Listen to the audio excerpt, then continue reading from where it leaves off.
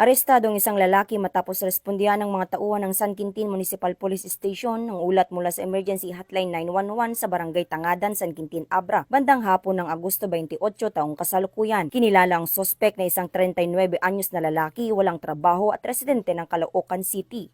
Ayon sa San Quintin PNP, nakatanggap ang kanilang tanggapan ng tawag mula sa Emergency Hotline 911 Kalasag ukol sa isang insidente ng iligal na pagpapaputok, dahilan upang agad na nagresponde ang kapulisan. Habang patungo ang mga otoridad sa lugar ng insidente, nakasalubong nila ang isang lalaking sakay ng isang motorsiklo na may kahinahinalang kilos at nagtangkang tumakas patungo sa palayan. Agad itong hinabol at hinuli ng mga pulis kung saan nakumpiska mula sa sospek ang isang kalibre 45 na pistol, 2 magazine at 6 na bala. Pag-alaman din ng pulisya na ang motorsiklong Honda XRM na ginamit ng sospek ay ninakaw at kinumpirma ng Provincial Highway Patrol Team ng Abra sa isang pagsusuri gamit ang Vehicle Information Management System o VIMS ng Highway Patrol Group. Samantala, ang sospek at ang mga nakumpiskang ebidensya ay nasa kustudiya ng San Quintin Municipal Police Station para sa karagdagang dokumentasyon at tamang disposisyon. Sa ilalim ng pamumuno ni Police Lieutenant General Nartates, inaasahan ng isang mas epektibo at mas makatarungang pambansang pulisya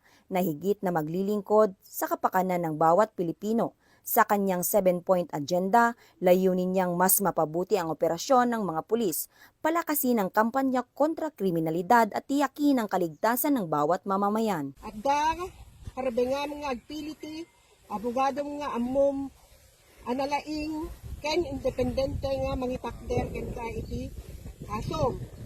No saan mo nga kabailan nga bayad ti serbisyo ti may isang abogado, ipaayan da kat ti gobyerno ti may isang abogado. Mawatam ka dito dito nga karabingan? Mawatam? Mula dito sa Abra Police Provincial Office, ako po ang inyong PNN correspondent, Patrolwoman Maria Ella Garcia, alagad ng batas, tagataguyod ng Balitang Pulis.